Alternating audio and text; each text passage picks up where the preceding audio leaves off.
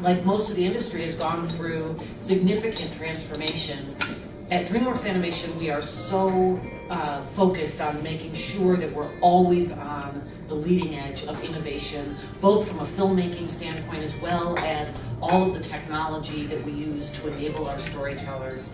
And so I look back to Shrek, which was, of course, this amazing film to be a part of.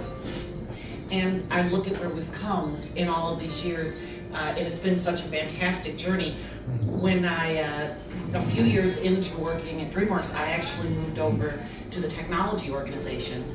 And again, I joke, because at the time, when they asked me to join the technology organization, I said to the leadership that was asking me, I said, you know, I really don't know very much about technology, which was the nicest way I could possibly put it. Of course, my background had been production, and he said, oh, that's okay, they don't know anything about production, and that's why we'd like you to come over to help bridge the communication gap between the engineers and the artists and the filmmakers. And so I did that for a number of years.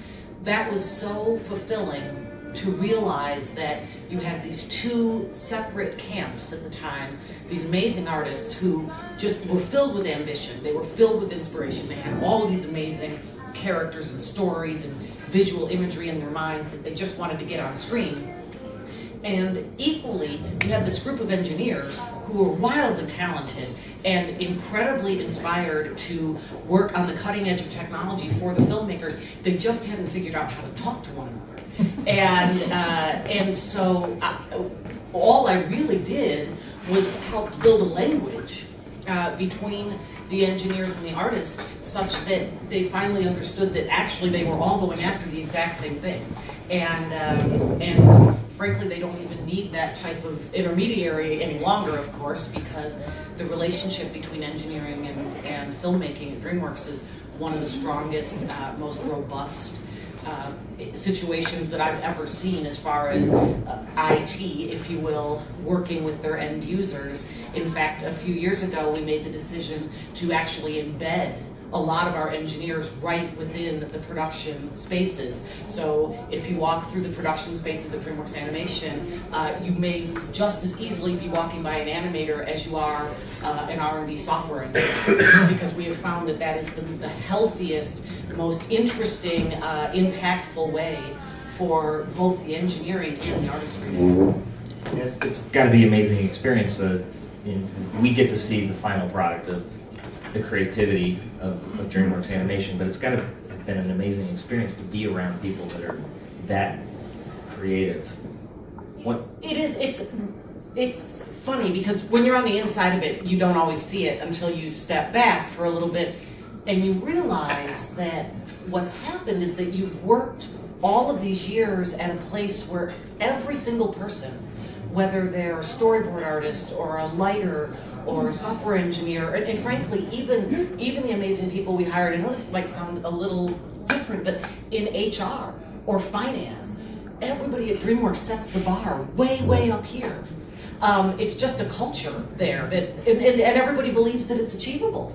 And so you suddenly find yourself working constantly at this super high level of expectation and ambition and achievability, though. And you suddenly realize that you've accomplished much more than maybe you ever would have anywhere else, simply because you're surrounded by people who have this desire to produce the most interesting characters and the most amazing stories and the most gorgeous visuals and the most impactful and innovative technology. And so there is, you know, I often wonder, I don't ever want to leave. I love DreamWorks Animation. But I often wonder if I were to go to another company, if I would feel like I just slammed on the brakes a little bit, because we are always moving at such an energetic pace. Yeah, and I don't really relate to that kind of creativity. In fact, I was kind of working on it. And this is what I came up with. Hey, Shrek. Yeah, thank you. You're very kind. So let's talk about technology and how technology has changed DreamWorks Animation. I think, you know, we can, like you said, Shrek was an amazing film, but I think if somebody looks at Shrek and some of the latest films like you know, How to Train a Dragon 2, the animation has changed dramatically. So how how has technology helped you guys on that journey of, what we saw at the beginning and what we see now? Absolutely. Well, so when DreamWorks was founded, we were founded with the mindset that technological innovation would be a key differentiator in our success. It would be material, not a byproduct, not a service organization, but a direct, impactful way of ensuring that our artists' visions were actually realized. And so we've been investing in technological innovation since day one. And the interesting thing about that is that these films, perhaps I should take a minute. So the CG feature animated films that we make, and I'm sure many of you are aware of this, but they really are sort of an amazing technological achievement. Our films are about 90 minutes long. They run at 24 frames a second. That's 130,000 frames. Each one of those frames goes through approximately 12 unique digital processes before it's finished. Usually it takes 3 to 4 years to make one of our films. And what results at the end of making our films is 500 million digital files. So 500 million digital files per film, 80 million computational hours to render the images. Typically we're using somewhere in the neighborhood of 350 terabytes of active disk space to house those images. That doesn't count backup or archive. We've got a 20,000 core render farm. Now, I have to change that now because we'll talk about synergy in a second. And it's a hybrid cloud environment that we manage with Hewlett-Packard Enterprise.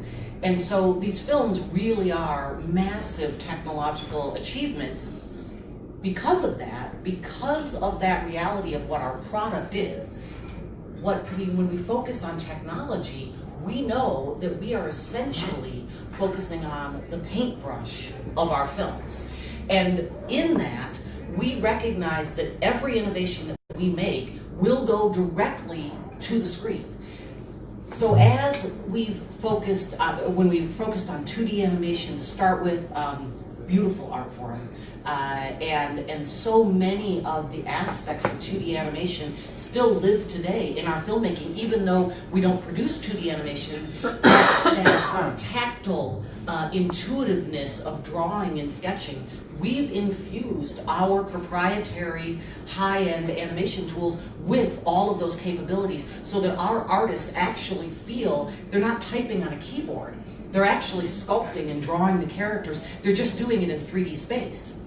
And that's, I think when you notice some of the differences between the visual nature of the earlier films to now, what you're seeing is the artist imaginations were always that great. We finally have the technology now that is intuitive enough and real-time enough that they can go through the iterations to actually draw out what you're looking for. Yeah, I use Shrek. I love Shrek examples. So in the first Shrek film, you may remember there was a dragon. Mm-hmm. She was a big, pink, wonderful dragon, and she was in the keep where Fiona had been housed.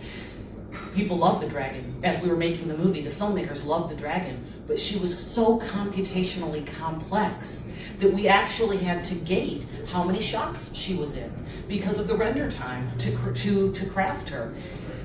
That film came out in 2001. Just a few years after that, our filmmakers said to the studio, "We've got this great idea for a movie that's nothing but dragons." Hundreds of them. And we're like, okay. So the artistic ambition and the storytelling ambition is always what's driving the desire for the technology to say, yes, we can achieve that. Yes, we can do it.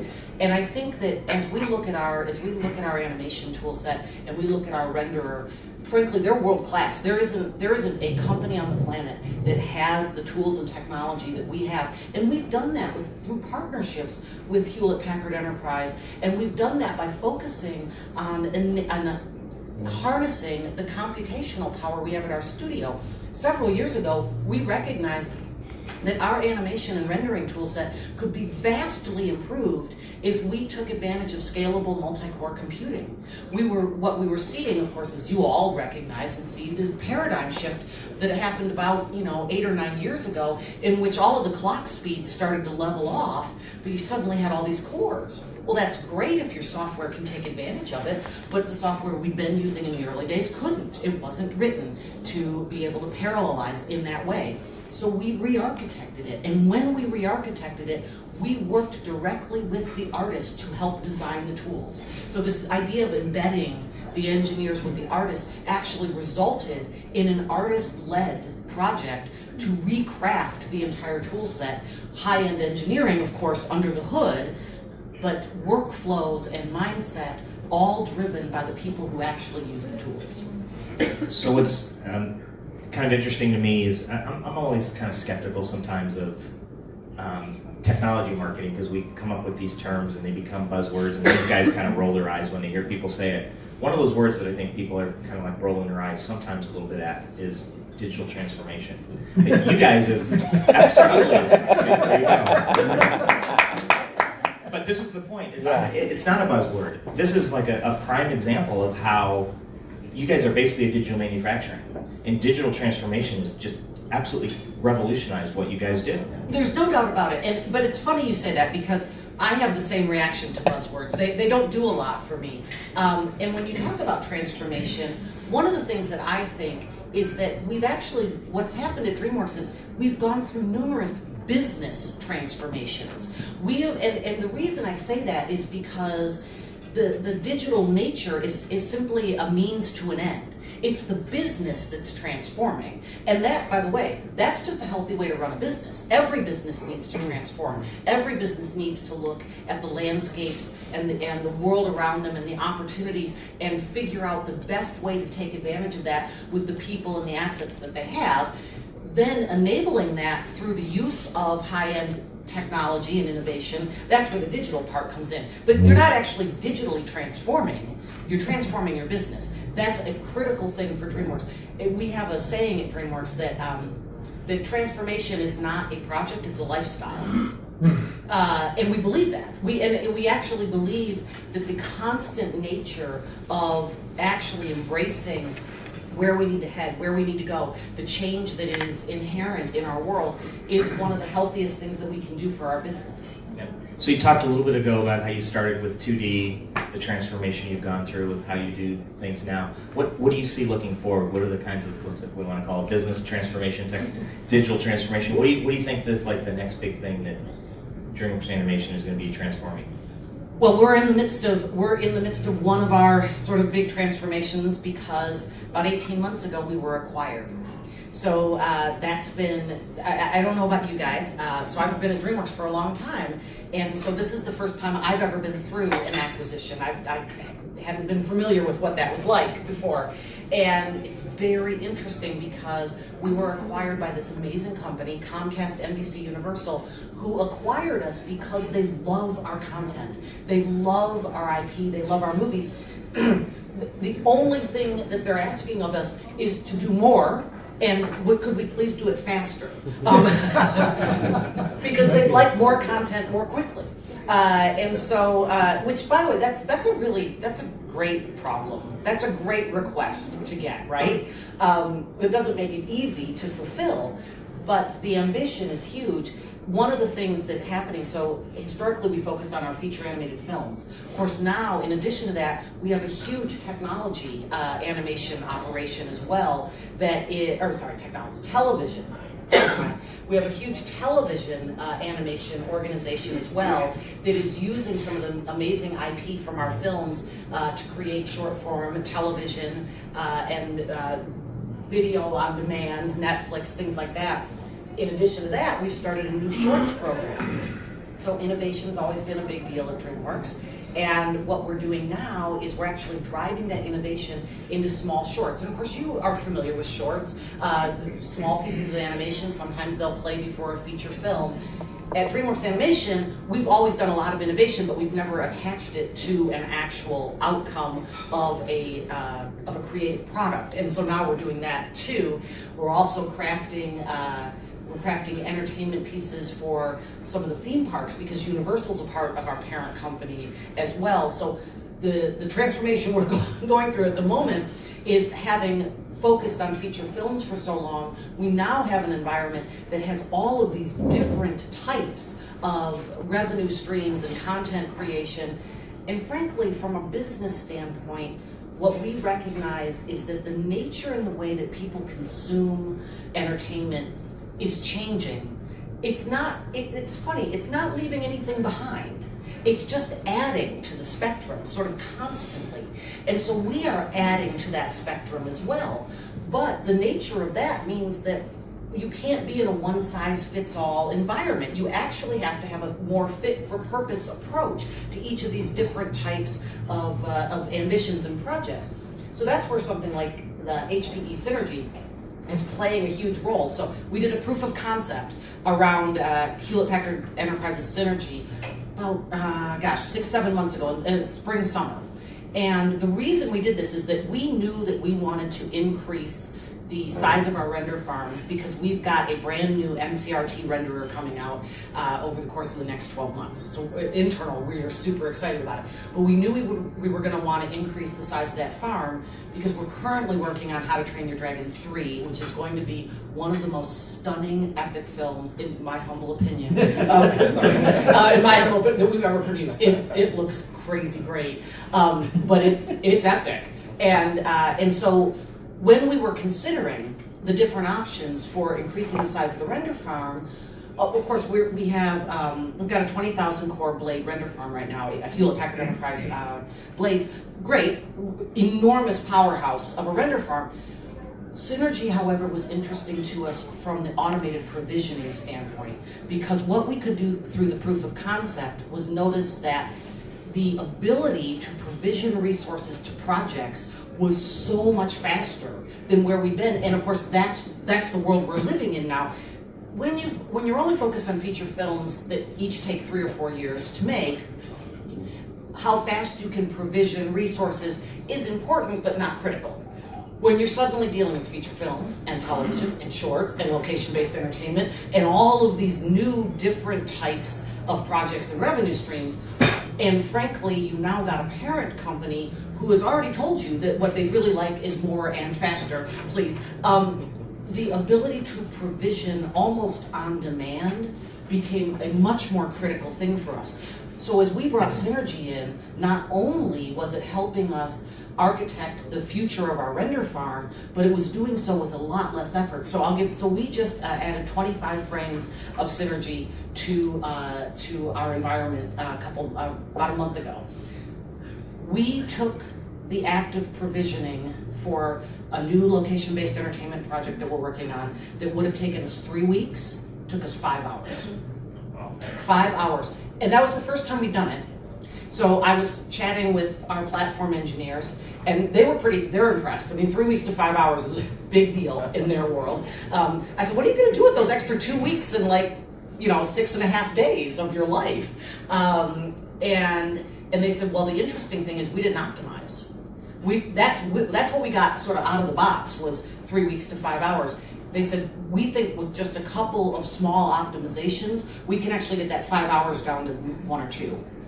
So from 3 weeks down to 1 or 2 hours, what that really means is that as Comcast NBC Universal comes in and they have a new idea, they want to do something, say, around a bigger project that they're working on, and they want our content to be a part of it, we can provision that on demand. What that really means in our world is that our artists, our filmmakers, our storytellers, as soon as they have ideas, if it's a good business decision, if it's where the business wants to head, the technological resources are available instantaneously. That's the world of yes that we want to be in. That's very cool. So I'm a storage guy, and so I got to ask a storage question.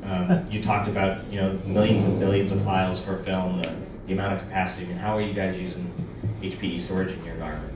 Well, we've got a pretty mixed environment is probably the best way I'd put it. Again, we don't look for a one-size-fits-all plan. So we've got a mix of everything from 3-par to all-flash arrays, and the key for us is to have it be highly composable.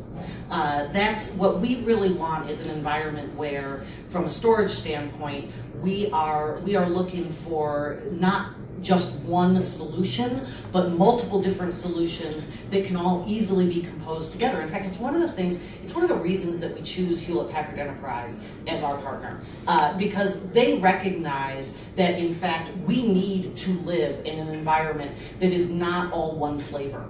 And that we also need to live in that environment in a way that everything plays really well together.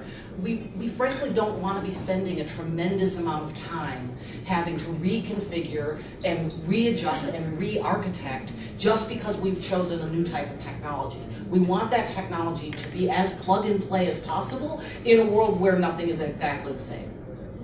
Cool. Do we have time to take some questions from the audience? I think we do, don't we? Yeah, of course. Okay. Anybody have questions that you want to throw at Kate? So we have all kinds of new technologies like machine learning. How do you apply machine learning in your business? It's interesting. So when I mentioned that we're ahead of the curve, which we are in many ways, one of the areas that we've been trying to lean into even more is analytics. And around, particularly, I mentioned 500 million files, 80 million computing hours. It's interesting, those numbers are big, right? But big isn't necessarily better when it comes to that. Wouldn't it be great if we could actually render the film we want, the exact imagery that we're looking for, but do it in 40 million hours instead of 80? That would be better. That would be faster. That would be more efficient. So we're always looking for those types of efficiencies. The key is that when you're dealing with the amount of data in one of these films, we didn't historically have ways in which we really understood what was driving the 80 million hours. So what we've put in place recently is an analytics platform to help us understand where all the hours are coming from. What's driving it? Is it the hair? Is it the fur? Is it the water effect? Why is this one frame taking 20 hours per frame, final frame, versus this frame that's only taking 5, and yet from the naked eye, they actually look very, very similar. So we're finally able to run analytics on that. Machine learning is what you asked about, though. The key in this is that if we can take that analytics platform and actually teach it what elements of our filmmaking are more computationally complex through a machine learning process, then that analytics platform can actually deliver that information back to the filmmakers without going through an intermediary. That's part of it, right? Our filmmakers are wildly bright. And so the key is that if we can deliver technological information to them about the choices that they're making in real time, they can actually make decisions on the fly in the creative process about how to actually get the imagery that they want at the most efficient way possible. So that's how we're focusing on machine learning right now, is around our analytics platform connected to our rendering.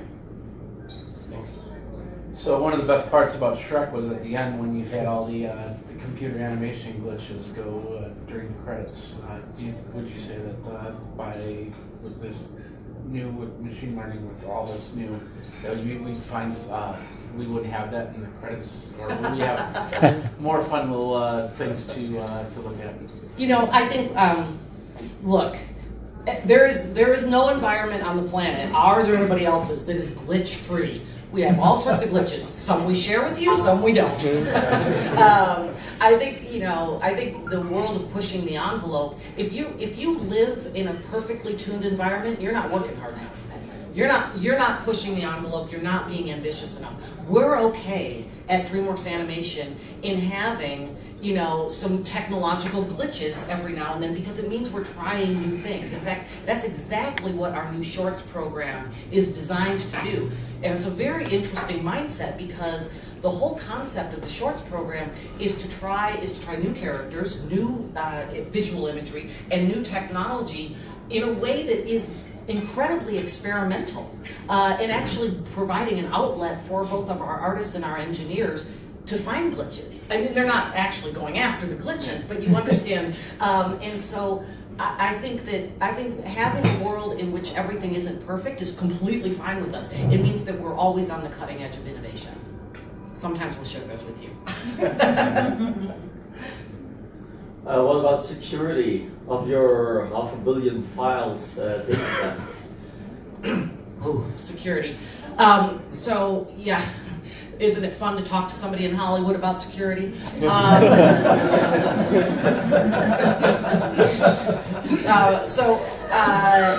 It's, you know, obviously it's a critical element of what we're focused on, and we have got an InfoSec team that is constantly looking at a very multi-layered approach to security. So everything from the hard edge around the outer side, but also access-based control within the studio. Now it's interesting though in a creative environment, right? Because we do have significant multi-layer security. Things like access control, but we're using software to threat detection, and also using software to help us contain. So the minute a breach, because you're going to get breached, it's going to happen. But the second it happens, you want it contained. And so we're looking for software solutions. We're employing software solutions that allow us to do that. The key for us is to deploy these solutions in a way that doesn't stymie the creative process. And so while we do have access control, certain artists are able to access certain things, certain productions are able to access certain things. Not everybody can access everything.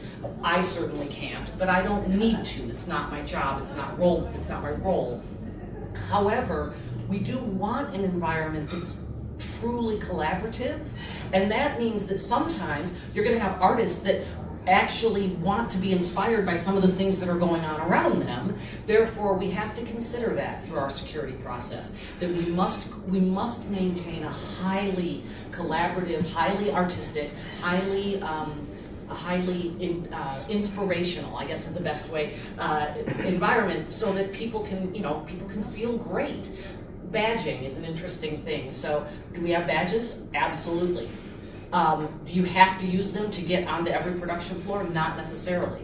Do you have to use them to get in certain areas? Absolutely. But this is, you see what I'm saying? So it's a very thoughtful way of going about it, so that we create as an artistic and collaborative environment as possible, while maintaining a very multi-layered security approach. Virtual reality is, and especially interactive reality, is a fast-growing domain. What can we expect from DreamWorks the coming years? So virtual reality, augmented reality is such an exciting space. The fact of the matter is, what we're really thrilled about in that space is that we know that people are going to want really high-end content for that space. Anytime that you're thinking about doing something interactive with your audience, the key to that is making sure that you've got the best content for it. So from a DreamWorks standpoint, what we're doing right now internally is a tremendous amount of R&D around AR and VR internally, to ensure that as we produce content for that medium, it is the best content on the market. Because that's our brand. That's frankly, that's what people there at DreamWorks live for, is to have, when people view our content, it doesn't matter. On a movie theater, on a phone, wherever they're on a laptop computer, on a tablet, on an airplane, we want them going, oh my gosh, this is amazing. And when it comes to VR and AR, that's taking a lot of R&D and experiments within the studio right now in order for us to feel like that content is world class. So yesterday they just announced that the HDMI 2.1 initiative came out. So that means 8K video. That means 4K 120 video. With DreamWorks, you could actually go back and re-render everything to new specifications. Are there plans to do that? So, like super high definition Shrek comes out, or something like that? That's a lot of Shrek. I think that it's a great question, because it actually brings us right back to the business, which is the question isn't whether or not we can do it. It's clear we can do it. The question is, should we?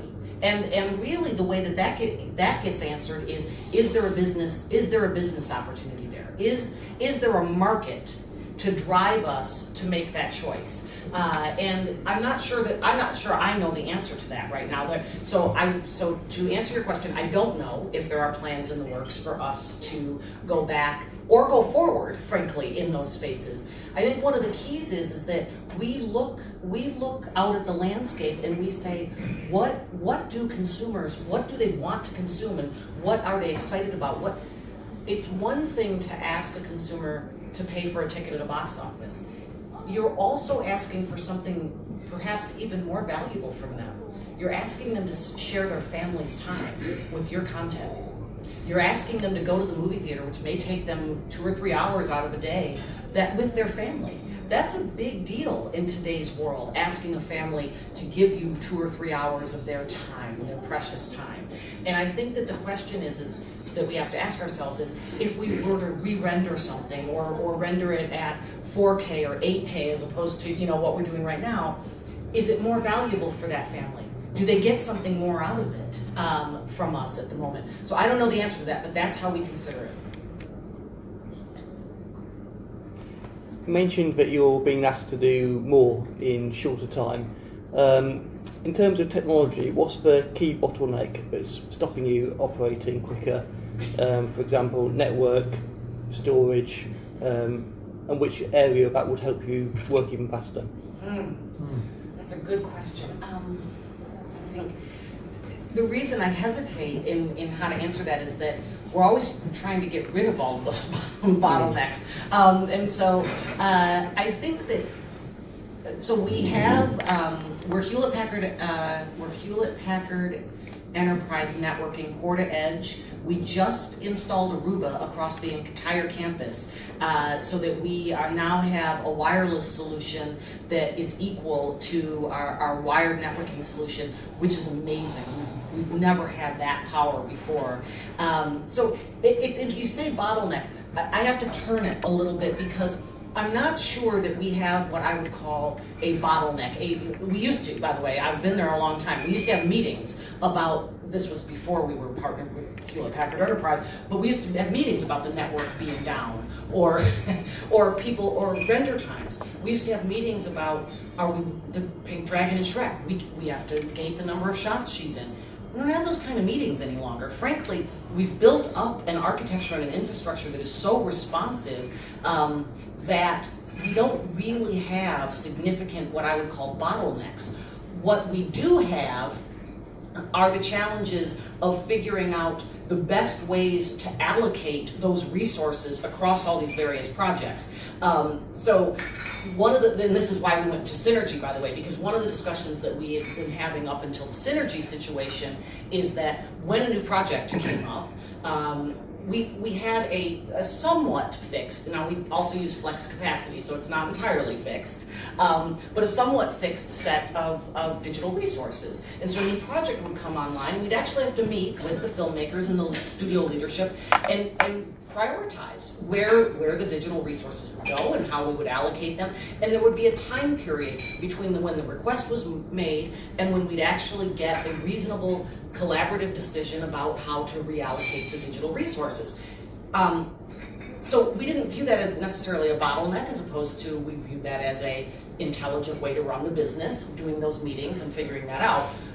But what we recognized in this new world of more faster is that if we could eliminate the need to have those meetings through technological advancements like synergy, then that would actually free up more time for us. So I think that what we are constantly looking for at DreamWorks are, where are the areas that we are actually spending time discussing how to make things better. Where are we spending that time, and how can we reduce that time, as opposed to it actually being a bottleneck. It's a nice place to be, actually, because I lived through those early days of production where we had to sort of scrape together how we were going to finish a film and worry about whether or not the images would get rendered on time. We don't have those discussions any longer. We really are constantly trying to move to a world where the discussion is not can we, but should we. And that's always our goal. Great. I think we are going to need to wrap it up because we're running out of time. So, Kate, want to definitely really thank you for your time and coming and meeting with us today. Hopefully, I think you guys enjoyed it at least half as much as I did. You had a great time.